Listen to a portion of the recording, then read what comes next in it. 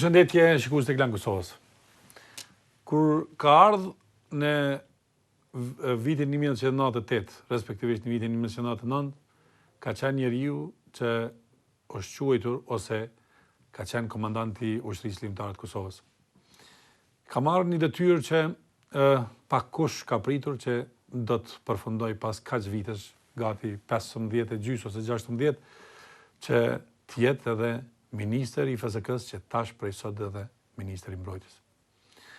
Realisht një fotografi në zyrën e tij bashkë me generalin Jackson dikur kur ka qenë komandant i ushtrisë pas luftës, ka bërë që të ketë ndoshta takimet më të vështira bashkë me kryeministrin, tha që do të tjerët komandant për ta çmilitarizuar ushtrinë. Dhe atëherë ka thënë jo. Dhe ditën kur po flasim, ai është njeriu i cili në një mënyrë apo tjetër ka bë 3 histori brenda këtij ose brenda një ushtrie që u nis dhe po përfundon si ushtri e vërtet. Ajo sot e ka emrin Forcat e Armatosura të Kosovës. Mysafir është ministri i mbrojtjes, ish ministri i FSK-s Agim Qeku. Zoti Qeku, mirë se erdhe. U mundova që spaku gjeneratave të reja t'ja u përshkruaj me pak fjalë se kush është Agim Qeki në këtë rrugtim deri në ditën sotme. Si po ndiheni sot? Sot po ndihena si kur më mirë. Do të thonë është realizimi i një misioni, realizimi i një endre, realizimi i një premtimi që kryeministri tha që dhonin atë kohë dhe gjithë stafi udhëheci UÇK-s 99 ne kemi dhënë edhe opinionit qytetarëve tonë për ushtarëve të UÇK-s. Nuk kemi një mirë 99 me 20 shtator kur ju kemi thënë ushtarëve tonë që duhet të dorëzojmë armët dhe keni besim, argumenti jon atë keni besim se gjatë rrugtimit ton drejt pavarësisë, gjatë rrugtimit ton dhe shtetformimit ne ta kemi dhe ushtrim. Mirë, më thuani sot ose kur është marrë vendimin nga kryeministri, sot kur jeni ministri i mbrojtjes, ju shkoi imazhi i asaj fotografie, pikture më shumë te asaj dite kur keni biseduar ose atyre ditëve kur keni biseduar me Unë mirë thatë gjithmonë çdo detyrë që kam qenë, në zyrën time e kom pas atë fotografi, që më kujtoj premtimin e dhënë, më kujtoj obligimin që kemi ndaj qytetarëve, ndaj luftëtarëve, ndaj veteranëve, familjeve dëshmorëve, një zotim që kemi dhënë atëherë së bashku me kryeministrin, edhe në çdo takim, dhe më herët me kryeministrin e kemi diskutuar këtë, edhe kemi qenë bashkë në këtë projekt, edhe e kemi shtyr këtë projekt duke pas parasysh se është një premtim i papërmbushur, është një obligim i pakryer. Është një segment i papërfunduar i shtetformimit. Edhe ky proces e kemi filluar, domthonë, vitin 2012, para 2 vite, dhe nuk është e rastit, nuk është tash vetëm rastësia, po që dikush tenton ta lidhë këto me kohën parazgjedhore, me fushatën para si premtim apo vendim elektoral. Kjo thjesht i ka koha. Edhe po tjetë. Edhe po tjetë, zhvillim i mirë pozitiv. Zhvillim pozitiv. Edhe ka qenë edhe premtim, ka qenë një program qeverisës një gjë e tillë që atëherë kur kalojnë 5 vite nga ligji për FSK-n, ne fitojmë drejtën legjitimi që ta rishikojmë FSK-n, rishikojmë sektorin e sigurisë, si vend i pavarur është drejt e jona legjitime që ta kemi sektorin komplet, sektorin e sigurisë që garanton siguri, si vend serioz që jemi dëshirojmë të kemi marrim përgjegjësinë për sigurinë dhe mbrojtjen e vendit tonë, qytetarëve tonë, kështu që çdo gjë këtu është e pritur, e mirë pritur. Mirë, megjithatë nuk mund pa u kthy mbrapa. Shtatori i vitit 99 ka qenë një prej ditëve të vështira, ju kam parë atëherë që keni hyrë në negociata disa ditëshe për çarmatosjen e ushtrisë ligjtare të Kosovës.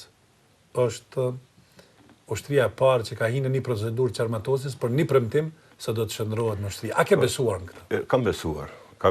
Pse? Kam besuar sepse kanë qenë negociata shumë vështira. Ne kemi qenë pranë vendimeve shumë të rënda. Ne kemi pas kërkesën e rezultateve 2024 që të shpërbehet UÇK-ja. Mirë, vetëm po ju përkujtoj deklaratën para se ndodhë, ju keni thënë që nëse ndodh zoti Jackson, kjo është ushtria e parë që po çmilitarizohet në botë. Asnjë ushtri nuk është militarizuar. Atëherë pa të thënë se do bëjmë gjithçka që ky militarizim të kthehet në ushtri. Po, edhe është bë. Në marrëveshjen që kemi shkuar për demilitarizim, pika 25B shkruan mirë, që në Kosovë të formohet një ushtri, edhe thot në ngjashme me Gardën Kombëtare si proces i definimit të statusit të Kosovës për shtet formimit. Edhe atë ne e kemi pas zotimin, dhe kjo ka qenë kusht që ne ta pranojmë. Kemi insistuar që të hyjë ajo si një zotim, si një premtim i joni, si një obligim, edhe i joni Bashkisë Ndërkombëtare që ta kemi gjithmonë gjallë. Edhe të me këja atë kohë, jemi transformuar të me këja, vetëm që ta majmë gjallë, që të mbjetoj u që këja, që të mbjetoj, me të gjallë ideja të pasër të ushtri. Edhe ne gjithmonë e kemi konsideru, edhe UÇK-n si ushtri, edhe FSK-n si ushtri, edhe pse misioni i tyre nuk ka qenë ushtarak, por dukja, pamja, sjellja, mendimi, edhe i FSK, simbolika ka qenë. Kështu që nuk është rastësisht se ne, unë konkretisht në kapacitet se kam qenë, kam vendosur që dita ushtrisë, edhe quhet dita ushtrisë është 27 nëntori. Pse? Atë ditë kur dal publikisht UÇK-ja, atë ditë edhe qytetarët e Kosovës, edhe bota e ka pasi Kosova ka ushtri. Edhe nga ajo ditë Kosova ka pas ushtri. Besoj që atër nuk e keni sqaruar kështu. Dhe që keni në brenda vetës, keni thënë se pse duhet. Jo, çdo pjesëtar ushtari e din pse. Edhe do të metet ajo se ushtri po në forma të ndryshme, rrethana të ndryshme, misione të ndryshme dhe ka qenë rrugtimi i gjatë, po ka qenë i suksesshëm, ka qenë i durim strategjik edhe i Kosovës, edhe i ushtarëve që kanë shërbyer edhe në UÇK, edhe në TMK, në FSK, edhe që tani i ka ardhur koha. Thjesht i ka ardhur koha. Nga prej kohës që ju një gjithmonë i keni mbrojt komandantët e luftës, ju keni qenë komandant karriere, njeri me një edukim ushtarak dhe tjera, por keni pas luftetarët të cilët kanë pasur një dinitetin e luftës, kanë luftuar për lirinë, por pakët komponent që edukative ushtarake. Sa herë që keni pas presion, ju keni dalë përballë dhe i keni mbrojtur ata. I kanë mbrojtur. Ma thoni, si është të jesh në mesin e atyre që nuk kanë edukim ushtarak dhe luftojnë për liri? Unë e kam pas një përvojë, kam qenë pjesëtar i luftave, edhe në Kroaci, shumë qytetarë, pa në background ushtarak, pa në edukat ushtarake, trajnim formal ushtarak, po thjesht me entuziazmin, me sensin e tyre, kanë qenë shumë komandantë të suksesshëm. Dhe kur ke marrë këtu, kur ka ardhur NATO këtu, ata edhe mu, edhe çdo komandantimin e kanë vlerësuar në bazë të standardeve të tyre. Kanë pritë sjelljet e tyre sikur të një ishtaraku të edukuar, shkolluar që ka kalu akademi të ndryshme. Edhe unë gjithmonë i kam mbrojt ata sepse ai nuk ka kalu nëpër ato, po është shumë i vlefshëm, është shumë kontribues, ka kontribuar shumë. Edhe atëre nuk kam leju që ata të trajtojnë, të vlerësojnë komandantët e mi në bazë të standardeve të tyre. Dhe gjithmonë i kam thonë, kur ja kam sqaruar syt, kjo është një shkollë. Me këto vite, duke qenë detyra, duke qenë çdo ditë duke ballafaqur me oficerët NATO-s, duke marrë pjesë në trajnime të ndryshme, duke ndëgjuar këshillat e tyre, vrejtjet e tyre, kërkesat e tyre, komandantët janë zhvilluar sot janë oficer të jashtëzakonshëm. Në një moment krize, zoti Qeku, në këtë rrugtim të formimit të ushtrisë, një pjesë të komandantëve i keni dërguar në civil. Keni pat vendosur, si i bindet atëherë 6 komandantët e zonave që të lëshojnë postet e tyre, t'i kthejnë jetës civile. Ku e kishit fuqinë ju që ata t'jenë të dëgjueshëm dhe t'jenë pjesë e asaj që quhet dëshira e ndërkombëtarëve për ta bërë ushtrim profesionale? Ja, jo sigurisht se keni fjalën të 5 komandantë. Të 5 generalet. Po, kur u gjenden në listën ekzekutive të presidentit, po, të zotit Bush, edhe aty ne kërkonin sqarime, po thjesht ka qenë e pamundur dhe ka qenë e kurrëzuar. Derisa të jenë këta që në listën e presidentit, Shtetet e Bashkuara të Amerikës nuk kanë drejt të bashkëpunojnë me FSK-n. Kryesisht kishte të bënë me luftën e Maqedonisë. Kjo nuk ne ka sqaruar kur arsyet e tyre, ne kemi të mendojmë, ashtu supozojmë, por thjesht edhe ata gjenerat e kanë kuptuar, domethënë ata kërkonin që ata të largohen, nuk i kanë larguar vetë, por ndesa të jenë aty, janë pengesë reale që ne ta mbështesim TMK-n, të bashkëpunojmë me TMK-n dhe atëre gjeneralët e kanë pas si të ndërgjegjshëm ashtu si kanë qenë, nuk kanë dashur ta marrin peng as TMK-n, as Kosovën dhe në fund e kanë pranuar një largim të tillë në interes të rrugës së marrëdhënieve të mira të TMK-s të Kosovës me Shtetet e Bashkuara të Amerikës, në interes të zhvillimit të TMK-s. Thjesht e kanë bënë një sakrificë. Edhe sot e ditë ata nuk e dinë pse e largu.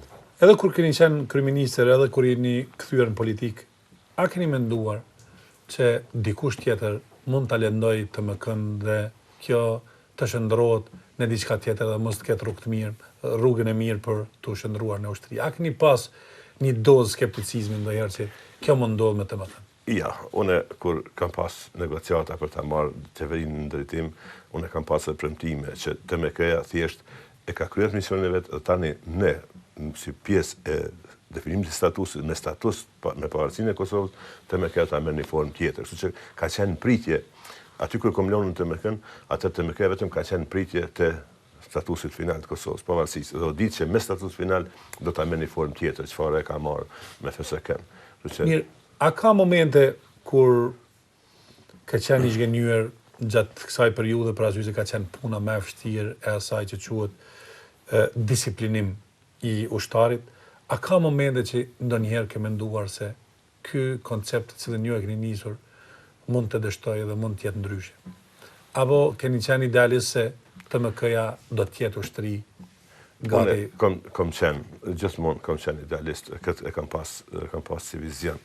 Dhe ka pas momente vështira që nuk kam qenë atëherë, kam qenë jashtë TMK-s, e momenti më vështirë që s'mund ta paramendoj se kam paramendu kur ka një grup ushtarësh të TMK-s që kanë mjetë jashtë, kanë ardhur dhe kanë protestuar para TMK-s. Domethënë, ai ka qenë për mua një pamje që kur se kisha menduar që mund të më ndodh, edhe një pamje shumë e keqe, shumë e zërshme që fatkeqësisht një pjesë e tyre s'kanë gjetë vend në FSK, por nuk kam qenë atëherë, nuk mund të them, po si pamje nuk ka qenë e mirë. Ajo që më kujtohet kur keni qenë shefi i TMK-s, gjën e parë që keni organizuar ka qenë garnizonet duhet t'ja japin kuptimin TMK-s, që ushtari TMK-s të ketë vendin e tyre dhe mos t'jetë në për rrugë, ose mos t'jetë ai i cili shëtit në një vend pa adresë. A ka qenë e vështirë të gjendet buxheti dhe, po themi, gjitha ato pare për të ndërtuar një infrastrukturë? Ka qenë. Ne, si TMK, i kem pas, qëllimi ynë ka qenë, se përmes TMK-s të imponojnë faktorin ndërkombëtar që Kosova ka ushtri e duhet të ketë ushtri. Qëllimi faktorit ndërkombëtar ka qenë, dhe ashtu e kanë shpjegu pse e kemi TMK-n, që është TMK-n e kanë konsideruar si urë, që përmes TMK-s, nga UÇK-ja, ish luftëtarët të shndrojmë në një organizatë civile. Dhe këto kanë qenë dy qaste krejtësisht në kundërshtimin e tjetër, por ne kemi arritë që të imponohemi faktorit ndërkombëtar. Kemi se nga dita e parë kemi fillu të jetojmë si ushtri, të sjellemi si ushtri, në kazerma, me grada, me njësi, me disiplinë ushtarake, me dukje ushtarake, me uniforma, me disiplinë, duke kërku disiplinë. Ka qenë shumë e vështirë, se njerëz që përpara nuk kanë jetuar një jetë të tillë, nuk kanë jetuar në kazerma, kanë qenë në luftë, kanë qenë për kodra, në situata ndryshme, të sjellësh tash në kazermë, në një organizatë formale, të strukturuar mirë, me disiplinë, me një zgjirë komandues dhe me një buxhet sado. Kem pas shumë vështirësi atëherë me buxhet. E dini si institucioni i parë i Kosovës ka qenë pas luftës TMK-ja dhe menjëherë ne kemi gjetur një farforme qytetarët janë organizuar në shoqatat mes të TMK-s, shoqata të cilat kanë funksionuar disa vite dhe ka qenë shoqate pavarur jashtë TMK-s dhe ka qenë një burim i financimi të riparimit të kazermave. Ne vetë shoqata i ka riparu ambientet ku jetojnë, ku punojnë, mobilu zyret, mobilu dhomat e fjetjes, kuzhinën, restoranin, gjitha këto i kemë bë, kryesisht përmes kësaj shoqate derisa nuk është konsolidu pak. Buxheti miku, zyra, jo, edhe unë miku edhe buxheti mas. Po, formu zyra e TMK-s pranon mikut, atëherë edhe ajo ka menaxhuar një buxhet, edhe shoqata ka përfunduar së ekzistuari. Gjeneratat e reja të cilët tash i mbushin ndoshta 15 vite dhe nuk e kanë përjetuar luftën, nuk e dinë këtë rrugtim se sa i vështirë ka qenë rrugtimi i TMK-s, edhe për faktin që keni pas shumë pak ushtarak të edukuar, të ndërtoni brezat e ri e tjera. A mendoni që TMK-ja e ka mri pikën kur mund të jetë gati e barabartë me regionin, me ushtrit e regionit? Unë me plot përgjithësi e them, se këto 15 vite nuk kemi nejt, edhe ministri Mujota, Gjeneral Selimi sa kanë qenë, kush do ka qenë, unë sa kam qenë TMK, gjithmonë e kemi ndu të marrën. Investimi kryesor ka qenë shkollimi i oficerëve të ri. Sot, FSK-ja ka oficer që të rangu tyre, në aton jam shumë komod ta çojmë çfarëdo gare, me çfarëdo oficerit rangu ti të çdo vendit NATO-s. Duke fillu pe Amerikë dhe ku don. As janë përgatitur, as kemi oficer të mirë. Oficer të rangut mesëm, ata kanë mbrit tashti, ata oficer të ri dikun deri te rangu i majorit. Po janë as të përgatitur, as përkushtuar, as profesional, saqë janë shumë para rajon. Unë kam pas rast të vizitoj pothuajse gjitha ushtritë e rajonit, i kemi qenë në ushtrimit përbashkëta me gjitha ushtrit e rajonit për ushtrit serbisë. Kumanova dikuna. Te Krivolak për shembull, po. Edhe tash do shkojmë në Sloveni si vjet në ngusht, dhe kudo që në shku ushtarët tonë janë ndalu. Për çdo gjë, oficerët tonë janë ndalu.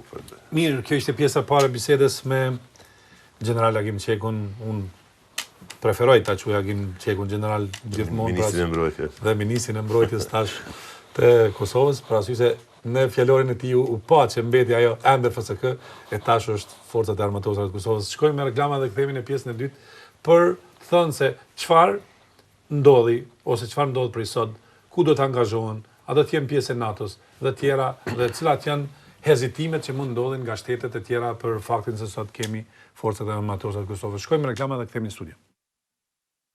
Kthehemi në studio me General Agim Qekun, Ministrin e Mbrojtjes të Forcave të Armatosura të Kosovës. Zoti Qeku, a ka ndonjë rrëfim që të bën, që të ka ndodhur këtu ditë që të bën që ta rrëfesh spaku me shikuesit? Po, tani, sot mund ta rrëfej këtë pasi marrë këtë vendim, më kujtohet viti 92 në luftën në Kroaci. Filloi lufta në Kroaci, filloi lufta në Bosnjë, unë mbeta në ushtri kroate, në pritje se të filloi edhe në Kosovë.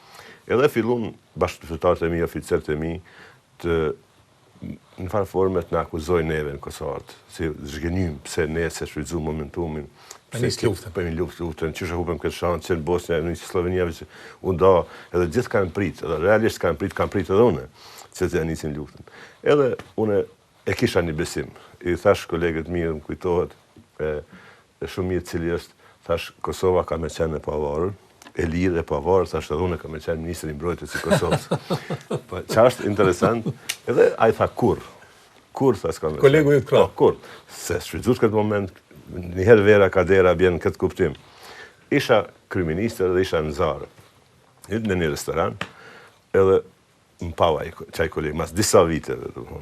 Rasisht apo? Ja, rasisht. Aty që lumë, edhe normal u përshëndetën si dëmis vjetër, vërtet si që më pa ka herë, edhe aj në ditë edhe krenari, në burje, për mund që isha, si Miki Tina isha kryeministër. Edhe për thëmë, atë kom thonë, tha, po, sa më ki thonë si kemi konë Ministri i Mbrojtjes, jo kryeministër, thash prap po të thomë kemi konë Ministri i Mbrojtjes. Mirë, adhe mbetet që sonde të dërgoni mesazh që je Ministri i Mbrojtjes në Kosovën e pavarur.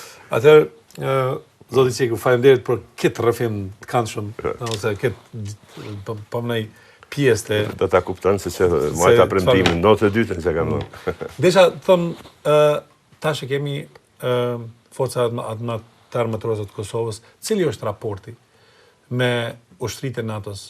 A do të ndodhë, a do të ketë ndonjë reagim për vendimin e tillë? Dhe a keni marrë miratim 100% për këtë? Unë thash, kjo vendim i kryeministit sot i qeverisë është rezultat e një procesit gjatë, 2 vjet, një studimi të thellë. Ne këtë proces e kemi nisë me njohuritë NATO-s. Gjatë tërë këtë procesi, NATO e ka qenë e kyqër, kemi ekipin këshillus NATO-s në Kosovë, 2 ekipet NATO-s të. Në rregullisht në çdo takim e kem folë këtë se ku përna qënë këtë proces, duke përgadit NATO-n. Asnjëherë NATO nuk kanë ka thonë s'keni drejta bëni këtë, ndërprerni këtë, ne s'mund ta mbështesim këtë. Dhe NATO qendrim zyrtar, une sonte e pata për vizitë të ministrit ton, admiralin Klingan, komandante e forcat bashkuara të NATO-s, i cili edhe njëherë ma konfirmoi, po kjo është qëndrimi i NATO-s. Kjo është çështje e drejtë legjitime e Kosovës dhe çështje e institucioneve të Kosovës. Mirë, si...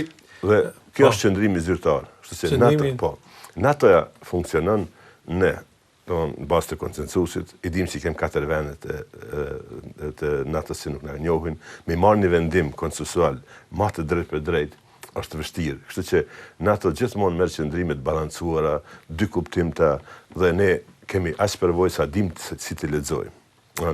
Nuk duhet shumë, duhet ta shohim në asnjë moment nuk do të vjen në pyetje. Më rëndësi që admirali nuk ka qenë kundër. Më rëndësi që admirali s'ka qenë kundër, admirali na ka vizituar, admirali na ka përgëzuar për punën që kemi bërë deri tash. Dhe kështu që nuk duhet presim ndonjë vendim më të drejt për drejt qëndrim pozitiv, po asesi as negativ ndaj këtij zhvillimi ndaj forcat armatosura të Kosovës.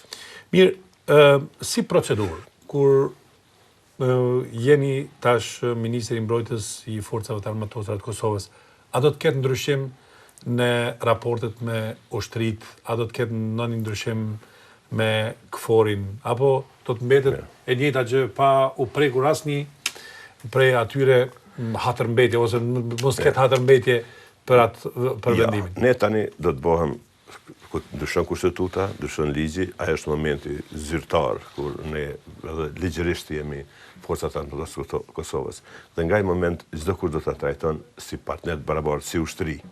Edhe tash na kanë konsideruar të tillë, kem pas marrëdhënie dhe kemi marrëdhënie me shumë, edhe me memorandumet bashkëpunimit të nënshkruara me Ministritë e Mbrojtjes, bashkëpunim, trajnim, çdo trajnim që kemi bërë ne është bërë trajnim në akademitë ushtarake, në modulet ushtarake, por ka pas raste të ndryshme kur kanë thonë ju nuk jeni ende ushtri, nuk mund të shkojmë më larg, nuk mund të afrohemi trajnime të tilla, nuk mund të merrni pjesë në një ushtrim të tillë ku marrin ushtrit. Ka pas, po tani nuk do të ketë asnjë rast kur dikush mund të na thotë ju s'jeni partner të barabartë. Mirë. Edhe kjo pritet që t'i hap dyrë edhe FSK-s, edhe Kosovës, edhe për një bashkëpunim më të thellë, më konkret në fushën edhe ushtrimeve më konkrete se sa kanë qenë sot në të natyrës së mbrojtjes civile, i hap derë thjesht edhe antarësimit të Kosovës në partneritetet për paqë, edhe në NATO në të ardhmen jo të larg. Mirë, atëherë po ju pyes konkretisht çfarë përmban ose çfarë kanë forcat armatosura të Kosovës, si quhen ato deg, a ka sa ushtar ka, megjithatë tash ka ardhur momenti që të thuhen sa ka ushtar, sa ka mjete, me cilat armë kanë në përbëmin e tyre, a ka tankse, a ka helikopter dhe kur mund të rritet ky kontingent. Ne mund të them që ne kemi një strukturë shumë të avancuar, shumë më të avancuar se ta ushtrimet në rajon. Ushtrit në rajon kanë bërë reforma, kanë bërë ndryshime. Ne jemi në pozitë tani që nga zero, duke marrë përvojat e tyre, duke punuar këtë projekt shumë ngushtë me ekipin specializuar nga Pentagoni që ka qenë 2 vite me neve në këtë proces. Edhe përvojat më të mira, edhe të rajonit, edhe të NATO-s, standardet më të larta, ne kemi bërë një strukturë jashtëzakonisht mirë. I ka 4 lloje të forcave, forcat armatosura.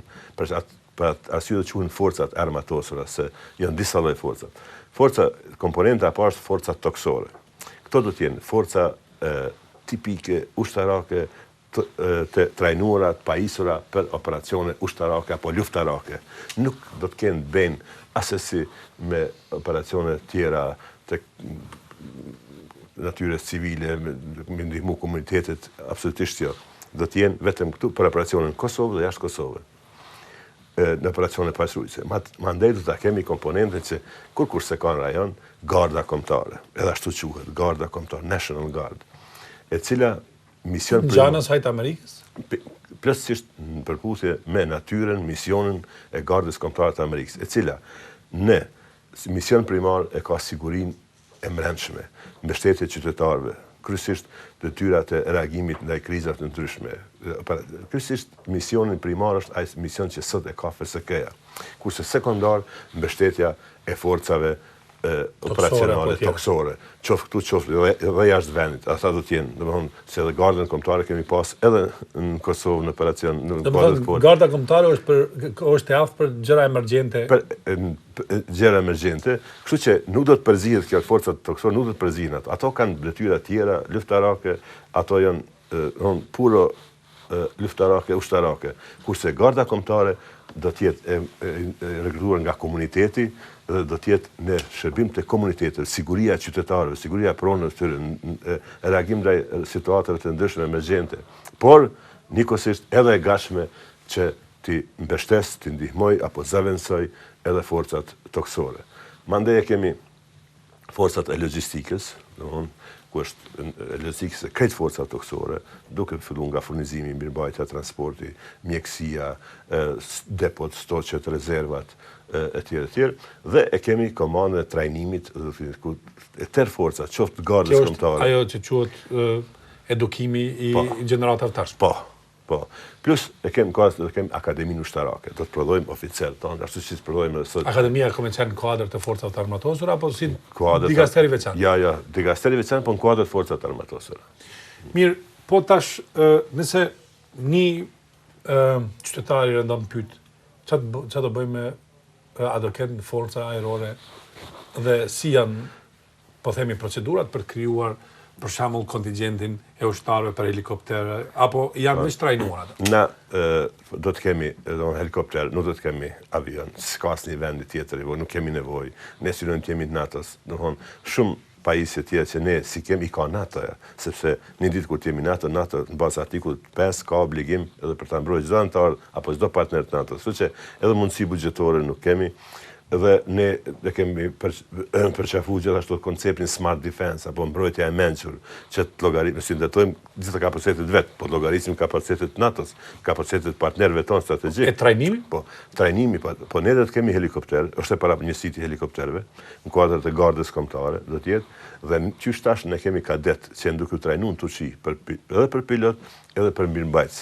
Edhe ata tash në vitin e dytë, si vjet do të dërgojmë tjerë. Kështu që ne për 2 vjet do të kemi veç pilot edhe mirëmbajtës të specializuar, madje çdo vjet do të kemi edhe të tjerë, dhe kështu që mbrana afatit real, mbrana afatit 10 vjeçar ne do të kemi njësitin e helikopterëve. Atëherë, zotë ministër, desha t'ju pyes për këto ditë që e keni mbajtur të heshtur këtë kalim nga FSK-ja në forcat armatosura të Kosovës. Pse? Pse nuk keni bërë shumë buj që atyre se do të ndodhë ky vendim? Pse ka qenë arsyeja? Se nuk keni dashur që t'jetë një vendim populist, apo keni dashur që t'jetë befasues? Vendimet i merr kryeministri. Natyrisht. Është vendimi i kryeministrit, nuk kemi dashur të jemi populist. Është çështje e ndihshme, është çështje si jo gjithkush i duhet reket në arenën ndërkombëtare. Dhe kemi dashur që procesi të përfundoj dhe kjo mos të prezantohet në arenën ndërkombëtare si një dëshirë, si një vendim ad hoc, po të prezantohet si një studim thjesht. Dhe ne këtë e prezantojmë si proces i berjes Kosovës, berjes gati, që Kosova po bëhet gati të merr përgjegjësitë për sigurinë e vet dhe po bëhet gati të atlasohet në NATO, po bëhet gati të kontribuoj brenda operacionit NATO-s.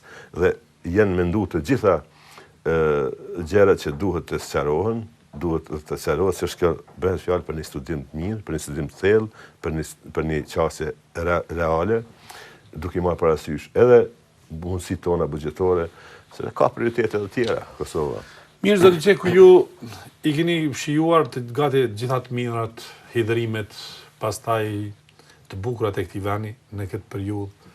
E keni shijuar edhe lirinë, e keni shijuar edhe ndërtimin e institucioneve, edhe postën e kryeministrit, tash edhe të ministrit të mbrojtjes. Çka ju ka mbetur që të bëni parasysh se ju në moshën e ri dhe mund të kontriboni edhe diçka, çka mund të bëni më shumë për Kosovën? Po, mund të bëjmë më shumë. Ky është fillimi i ndërtimit të forcave armatosura. Dëshira ime është që edhe një mandat ministri i mbrojtjes, të jem ministri i mbrojtjes dhe të ndërtojmë bashkërisht me leadershipin e FSK-s, të ndërtojmë forcat armatosura. Ky është fillimi i ndërtimit të forcat armatosura, një proces gradual, kështu që unë e thash përpara që nga notë e dyta dëshira ime ka qenë të jem ministri i mbrojtjes i vendit tim. Tani është edhe besoj si këtë dëshirë kom ende që të vazhdoj të jem. Unë atëherë uroj që kjo dëshirë juja të jetë pjesë edhe e një realizimi tuaj, besoj që nuk kemi njeri më të merituar për ta bërë ose për të punuar për ushtrinë më shumë se ju. Unë dëshiroj të vazhdoj të jem i dobishëm për vendin tim dhe mendoj se më i dobishëm do të jem në këtë detyrë. Dhe këtë fjali e keni që prekur ju një. Vazhdoj të jem i dobishëm për vendin. Faleminderit.